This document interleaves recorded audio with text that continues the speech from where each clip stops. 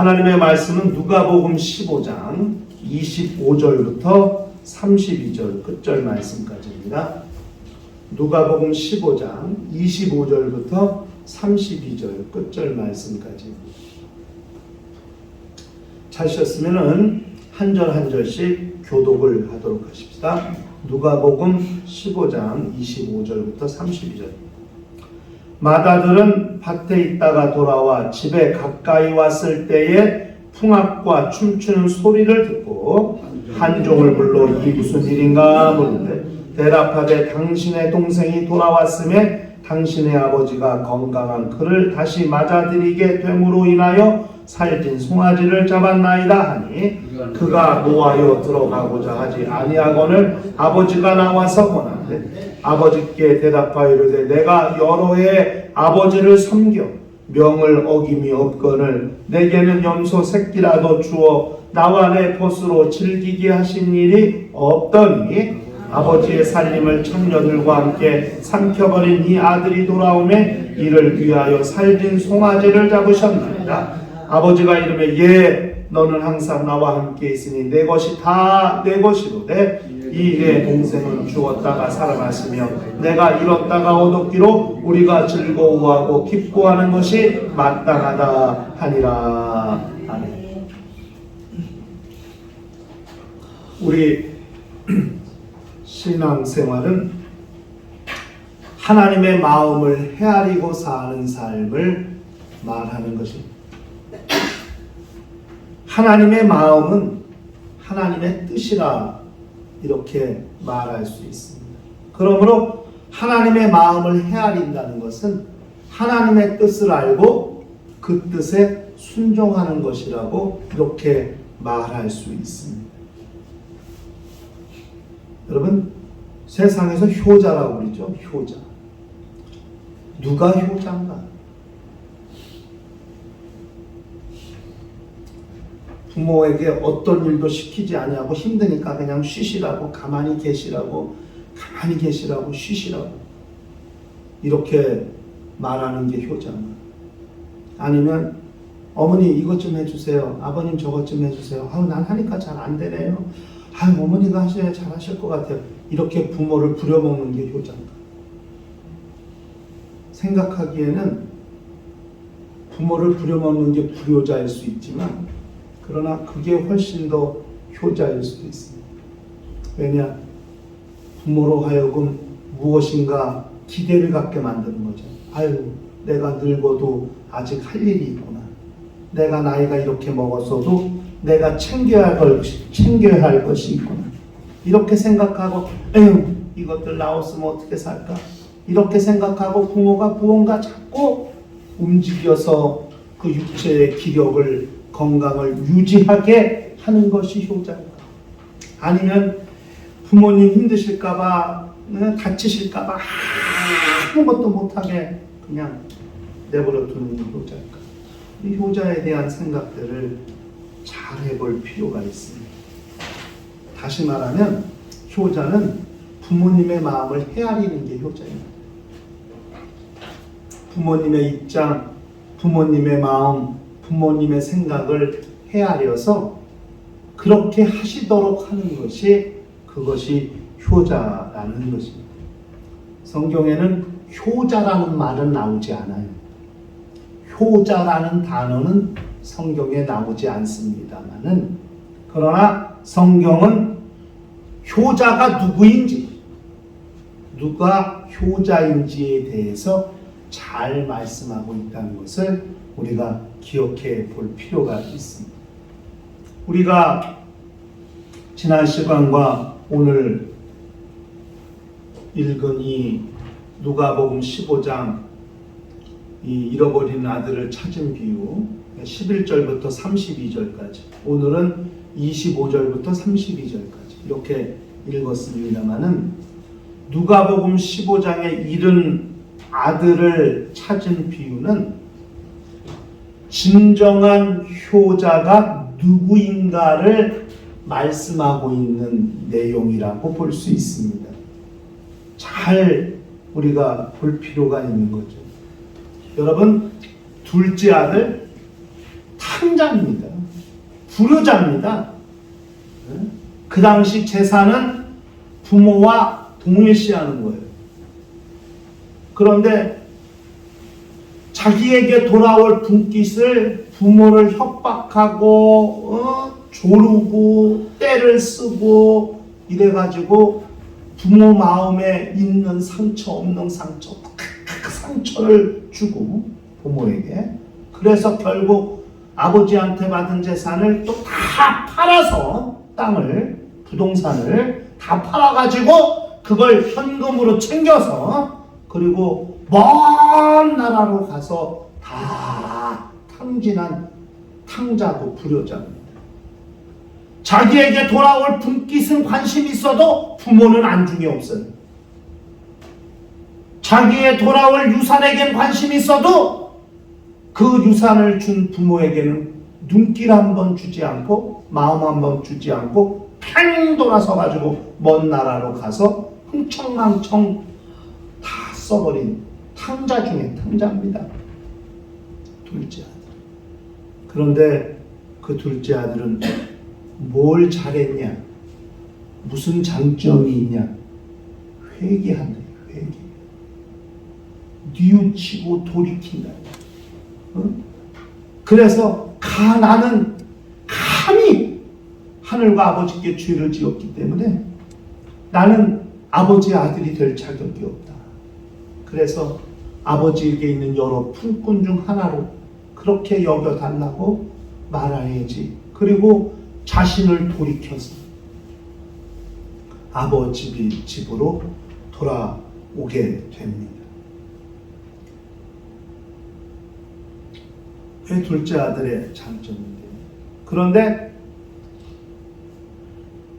집에 있으면서 아버지와 함께 살면서 진짜 아버지의 마음을 헤아리지 못하는 또 하나의 불효자가 있어요. 그게 맏아들 큰아들이에요. 같이 살고 있어. 삼시세끼 밥을 같이 먹어. 아버지와 함께 살고 있으면서도 아버지의 마음을 헤아리지 못하는 또 다른 불효자. 자식 다 불효자예요. 하나는 부모를 떠나서 흥청망청 산 불효자가 있고, 아버지와 함께 살지만 아버지의 마음을 헤아리지 못하는 불효자가 있습니다. 무엇이 진정한 효자일까? 우리가 한번 생각해 볼 필요가 있습니다. 그러니까 큰아들은요, 집에 살고 있어요. 집에 살고 있지만 집을 떠난 둘째 아들과 같이 집을 떠나가서 사는 마음으로 집에서 살고 있어요. 몸은 집에 있지만 마음은 밖에 나가 있어요. 이 또 다른 불효자입니다.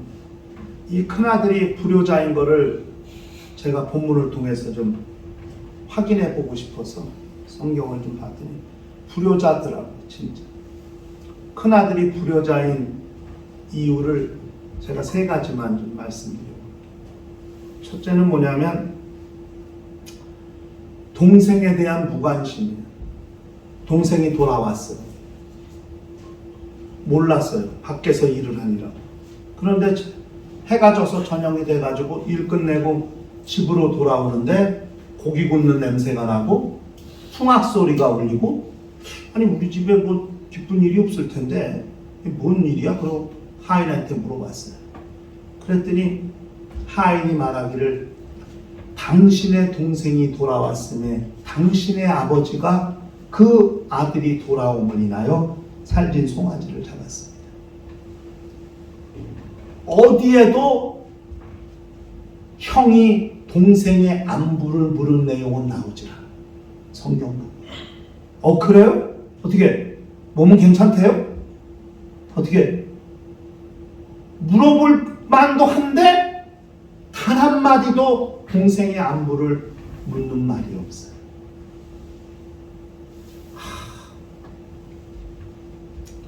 동생 걱정 0,1%도 안 했어요.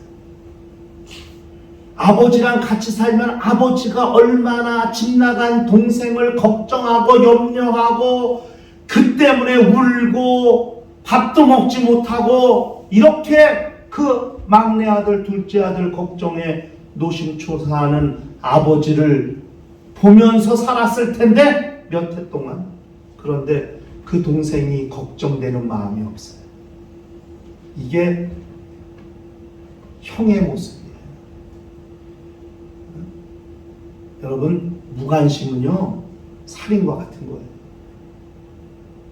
동생이 돌아오지 않았으면 훨씬 좋았을 수도 있을 것 같아요, 이 형한테는. 그런데 정말 동생이 돌아왔다요. 심지어 아버지가 들어가자고 나와서 자신을 권하는데도 불구하고 그 아버지한테 동생에 대해서 묻는 말이 나오질 않아요. 오히려 화를 내고 노해가지고 들어가기를 꺼려요. 집 나간 아들과 별반 다를 것 없는 불효자입니다. 그 자식이 돌아왔을 때 느끼는 아버지에 대해서는 생각도 하지 못할 뿐만 아니라 동생이 몇 년 만에 봤으면 기쁠 거 아니겠어요? 아니 차라리 비꼬는 말이라도 들어와서 야, 너 잘 살았냐? 야, 신수 좋아졌다? 비꼬는 말이라도. 아니면 어떻게 가서 흥청망청 놀아보니까 좋디? 네, 원 없이 돈 써보니까 기분 좋디? 야, 몰골이 이게 뭐냐? 왜 밥 몇 년만치 굶었냐? 이렇게 비꼬는 말이라도 들어가서 동생한테 말을 할 수 있고 대화를 청할 수도 있을 텐데 전혀 그러려고 하지도 않고 남한테 동생에 대해서 안부를 묻는 건 0,1%도 없어요. 무관심입니다. 여러분, 요한일서 4장 20절에 이렇게 말씀했습니다. 우리 한번 본문 보세요. 하면 나왔네. 한번 다 같이 한번 요한일서 4장 20절을 읽어봅시다. 시작. 누구든지 하나님을 사랑하노라 하고 그 형제를 미워하면 이는 거짓말하는 자니 보는 바 형제를 사랑하지 아니하는 자는 보지 못하는 바 하나님을 사랑할 수 없느니라. 아니, 동생도 사랑하지 않는 사람이 아버지를 사랑한다는 게 말이 되지 아니하고 아버지를 사랑하지 않는 자가 어떻게 눈에 보이지 않는 바 하나님을 사랑할 수 있느냐. 이건 거짓말하는 자니 이렇게 성경은 이야기하고 있습니다. 여러분, 신앙은요 영혼에 대한 관심이 있어야 그게 진짜 신앙이에요. 영혼을 사랑하는 마음이 있어요. 예수께서는 원수도 사랑하라 이렇게 말씀하셨는데 원수 아니잖아요. 동생이잖아요. 혈육이잖아요. 피부치잖아요. 같은 아버지에게서 나온 형제잖아요. 그런데 그 형제를 사랑하지 않는 거예요. 영혼을 사랑하지 않으면서 어떻게 하나님을 사랑한다고 말할 수 있습니까? 신앙은 영혼을 사랑하는 것, 사람을 존중하는 것이 전제되어 있어야 한다는 사실을 그걸 잘 알아야 돼요. 형이 맏아들이 불효자인 두 번째 내용은 뭐냐면 동생에 대한 호칭입니다. 호칭. 뭐라고 그랬냐면은 아버지는 내 동생이라 그래요. 아버지는 장남한테 가서 내 동생이 돌아왔다 이렇게 얘기해요. 그런데 맏아들은 당신의 아들, 당신의 아들이 돌아오고 이렇게 말해요. 동생도 이름이 있을 거예요. 그런데 아니 동생이 돌아왔다고 이렇게도 말하죠. 당신의 아들이 돌아오고 동생에 대한 호칭을 쓰지 않아요. 본문에 그렇게 말했어요. 분명히 아버지는 내 동생이 돌아왔다. 그런데 큰아들은 당신의 아들이 돌아오므로 이렇게 말했어요.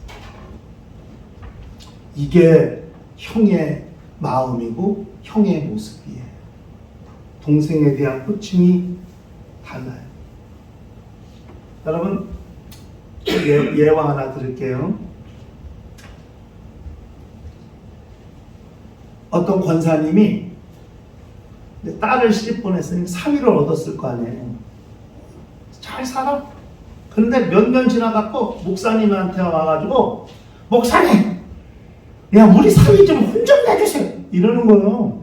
이거 목사님이 놀라가지고, 아니, 저 집에 뭔 일이 있나? 사위가 뭔 잘못을 했나?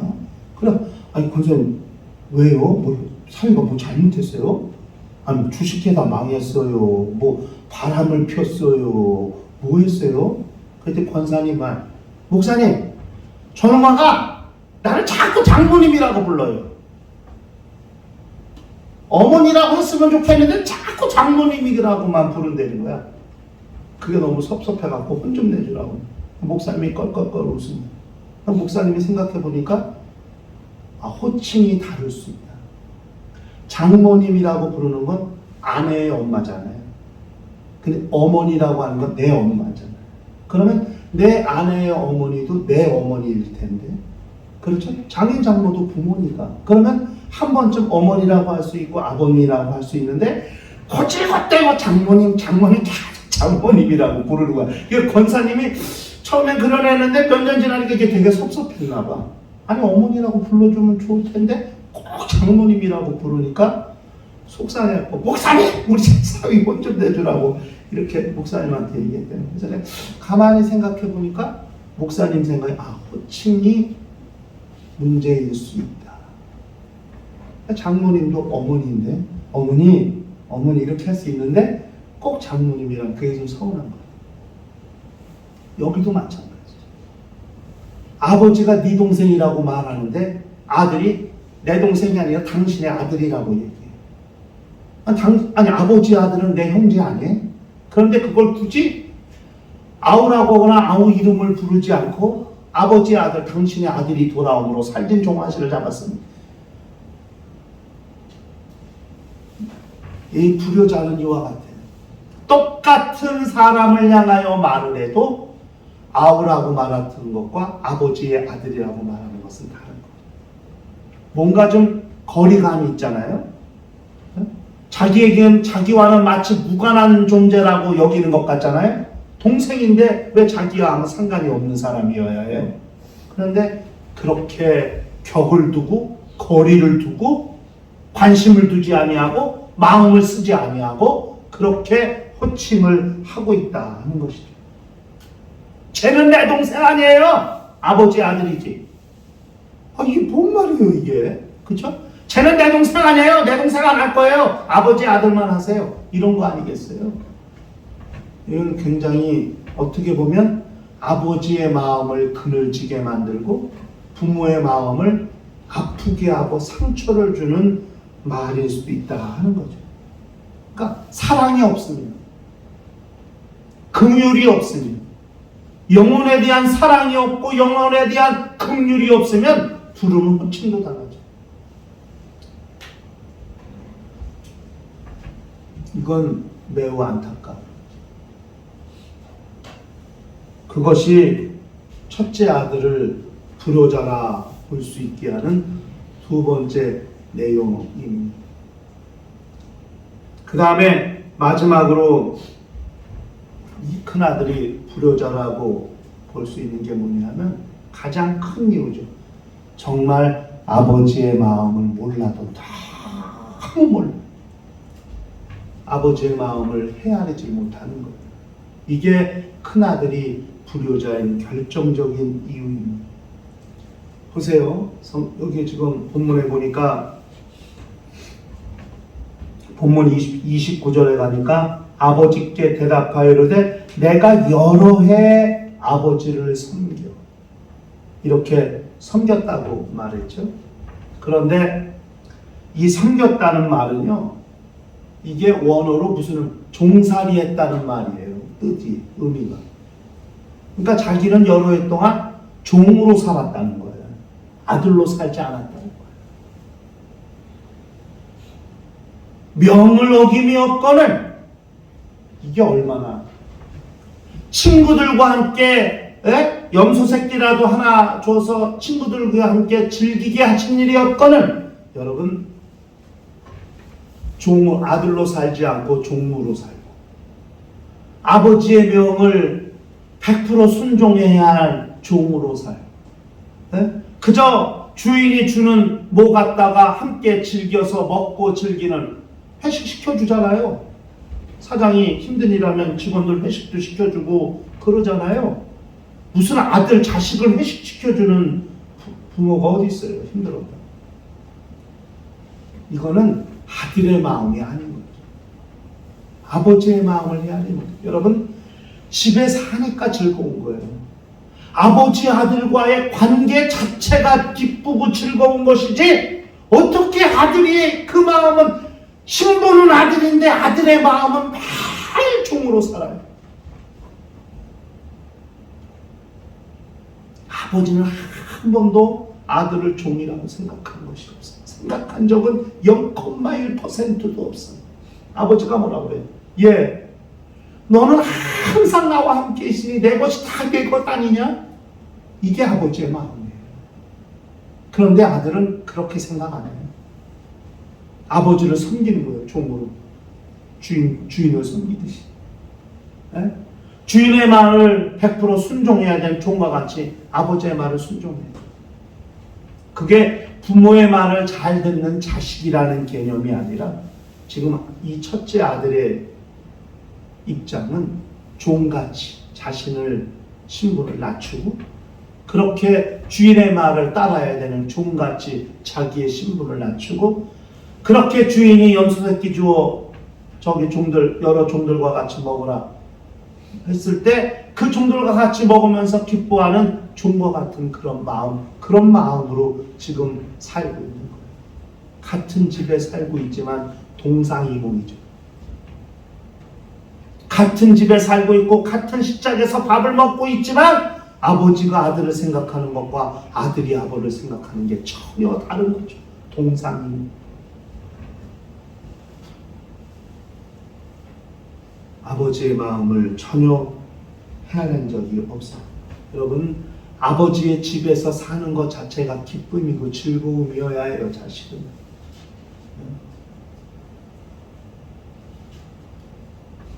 아들로 사는 것이 즐거움이고 아버지와 함께 사는 것이 기쁨이고, 그것이 아들의 마음이어야 할 텐데, 그런 아들의 마음은 어디 사라지고 종의 마음만 가지고 사는 아들의 마음, 이게 첫째 아들의 마음입니다. 여러분, 둘째 아들은 아들의 권리를 주장하다가 집을 떠났다가 이젠 종으로 살려고 돌아왔어요. 그런데 둘째 아들은 아들이지만 집에 사는데 종으로 살고 있어요. 그러니 무슨 아버지의 아들이겠어요, 자기. 이건 엄청난 차이를 가지고 있는 거죠. 함께 살고 있지만 아들로 살고 있지 않는 또 하나의 불효자. 그게 첫째 아들입니다.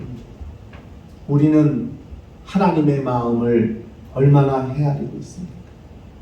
여러분, 하나님의 자녀로 사는 것 자체가 기쁨이고, 하나님을 아버지라 섬기며 아버지라 부르는 것 자체가 기쁨이고, 그게 즐거운 일이어야 할 텐데, 어느새 자기도 알지 못하는 시기에 그저 율법을 아래 순종했던 이스라엘 민족같이 종으로 살고, 그렇게 하나님의 말씀은 순종하라고 하니까 자식이 아버지 부모의 마음을 순종하는 것이 아니라 그저 하나님의 말씀을 순종해야 될 종 같은 마음으로 살고 있는 그런 신분, 그런 마음을 가지고 사는 신앙인이 되어 있지는 않은지, 우리의 상황을, 우리의 입장을 좀 헤아려보고 살펴볼 필요가 있다고 생각하는 겁니다.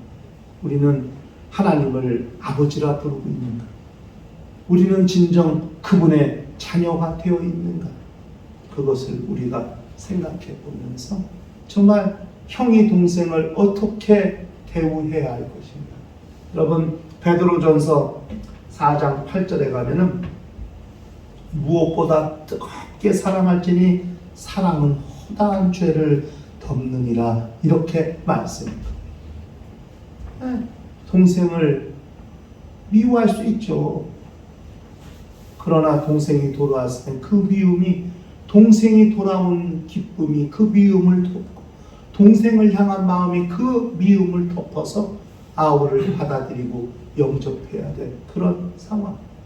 여러분, 성경에 에서와 야곱이라는 쌍둥이 형제 이야기를 잘 아시죠? 에서는 먼저 나와서 동생, 형이에요. 야곱은 형의 발꿈치를 잡고 나왔어요. 쌍둥이인데 시간 터울이 없어요. 딸려 나온 순서만 있을 뿐이에요. 쌍둥이는 30분 차이다, 1시간 차이다, 뭐 5분 차이다, 이런 시간적 차이가 있어야 되는데 에서와 야곱은 시간적 차이가 없어. 왜? 딸려 나왔으니까. 줄줄이 비엔나 소세지 같이 딸려 나왔으니까. 그러니까 나온 순서만 있지 시간차는 없거든요. 그게 에서고 야곱이에요. 그런데 야곱이 형 에서의 장적권을 훔치죠. 그죠? 그래가지고 형이 얼마나 야곱을 미워했겠어요. 그래서 엄마 리브가가 야곱을 얼른 자기 오빠 분이엘의 집으로 도피시키는 거 아니에요? 야곱이 라반의 집으로 도피시키는 거 아니에요? 라반의 집으로 가가지고 거의 20년 세월을 살잖아요. 그리고 거기서 살 때 부인 둘 얻고 자식들 낳고 또 그렇게 외삼촌에 그런 큰 저기 해가지고 가잖아요. 돌아가잖아요. 집으로. 아비 집으로. 그때 형 에서가 군사 400명을 데리고 마중 나오죠. 야곱은 형이 자기를 죽이러 온다고 생각했어요. 그래서 재산을 둘러 나누고 앞에 갈 놈, 뒤에 올, 중간에 갈 놈, 뒤에 갈 놈, 맨 나중에 자기 혼자 남고. 그렇게 어쨌든 여기 한번 죽으면 여기는 살겠지, 앞에 거 다 죽이면 뒤에 건 살겠지, 이런 식으로 해갖고 야곱 딴에 머리 써갖고 그렇게 가다가 야복강가에서 밤새 천사와 씨름해가지고 이스라엘이라는 이름을 얻은 다음에 쩔뚝쩔뚝대고 분이엘의 아침을 맞이해서 나아갈 때 형 에서를 만났어요. 근데 형이 야곱을 죽였나요? 아니잖아요. 서로 목을 안고 부들겨 안고 형에게 보낸 진상품 다 이거 형한테 주는 거냐? 필요 없다. 나도 있을 만큼 있으니까 너로 더 가져라. 그래도 야곱이 형한테 재물 주고, 그래서 형제가 화해하는 장면이 성경에 나오게 되죠. 20년 세월을 앙심을 품고 살았다고 생각해 보세요.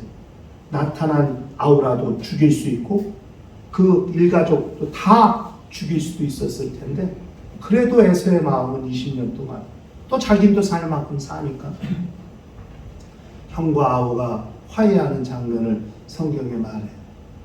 근데 여기 형제는 그렇게 화해하지 못했어요. 형이 동생을 용서하지 못했어요. 이것이 형이 불효자라고 하는, 아버지의 마음은 그렇지 않아요. 아들을 찾는 기쁨이, 아버지는요 둘째 아들이 나가서 잃어버린 재산에 관심 없어요. 오직 아버지의 관심은 아들의 생사, 아들이 살았는지 죽었는지 아들의 생사에 관심이 있을 뿐이지 재산을 잃어버린 거에 관심 없어요. 이게 아버지의 마음이에요. 그런데 큰아들의 마음은 아버지의 재산을 창기들과 같이 다 탕진해버린 자 아우, 그 잃어버린 재산에 관심이 있어요. 얼마나 속으로 아버지가 죽기만 바랬을까. 불효자입니다.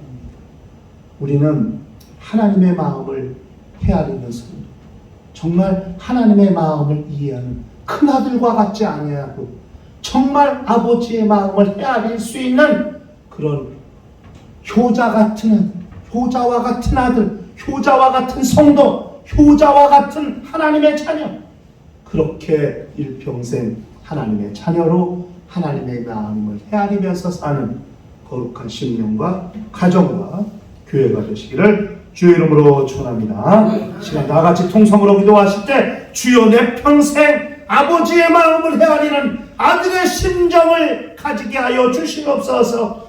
처자들과 같이 불효자로 살지 않게 하시고 오직 아비의 마음을 헤아릴 수 있는 거룩한 심령들이 다 되게 하여 주시옵소서. 다 같이 통성으로 기도합니다. 하나님 아버지, 주께서 우리 모두를 기억하시고 인도하여 주시옵소서. 자식의 정말로 생사에 관심이 있던 아버지의 마음을 헤아리는 거룩한 성도들이 될 수 있도록 역사하여 주시옵소서. 같이 살고 있지만은 아비의 마음을 헤아리지 못한 불효자 첫째 아들과 같이 살지 않게 하시고 어떻게든 아들의 영혼을 사랑하고 아들의 생사에 관심 있는 아버지의 마음을 헤아리며 그렇게 하나님의 마음을 헤아리고 사는 거룩한 심령들이 다 될 수 있도록 역사하여 주시옵시고 인도하여 주셔서 그러므로 일평생 하나님께 이끌리는 심령들, 하나님의 마음을 사로잡는 거룩한 심령들, 아비의 마음을 알아 그 뜻대로 사는 거룩한 심령들이 다 될 수 있도록 인도하시고 역사하여 주시옵소서. 주께서 우리 모두를 성령으로 감동하시고 역사하여 주시옵시며 우리 주의 영광이 충만하게 하시며 우리 하나님의 생명이 충만하게 도와주시며 우리 주께서 성령으로 감동하시는 거룩한 은혜와 그 역사가 충만할 수 있도록 인도하시고 역사하여 주시옵소서. 주여 우리 모두를 성령으로 감동하시고 인도하여 주시며 그러므로 주의 영광이 충만하게 하시며 우리 하나님께서 거느리시는 거룩한 심령들로 살 수 있도록 역사하여 주시옵시고 인도하여 주시옵소서. 주께서 우리 모두를 환영하시고 기억하여 주시옵소서. 주의 은혜와 영광이 충만할 수 있도록 역사하여 주시옵시고 인도하여 주시옵소서. 주께서 함께 하시고 은혜 베푸시기를 간절히 빌고 원하올 때에 주 예수 이름 받들어 기도하옵나이다. 하나님 아버지, 아버지와 같이 살고 있지만 전혀 아버지의 마음을 헤아리지 못한 또 하나의 불효자 맏아들처럼 되지 않게 하여 주시옵소서. 하나님의 마음을 헤아리고 하나님의 뜻을 순종하며 그렇게 하나님의 자녀로 살 수 있는 거룩한 심령과 가정들이 다 되게 하여 주시옵소서. 아들의 생사에만 관심이 있던 아버지의 마음처럼 우리의 영혼에만 관심이 있으신 하나님의 마음을 실감하며 깨닫게 도와주시옵시고 우리에게도 영혼을 사랑하는 간절한 마음들이 충만해질 수 있도록 역사하여 주시옵소서. 주 예수 이름 받들어 기도하옵나이다. 아멘.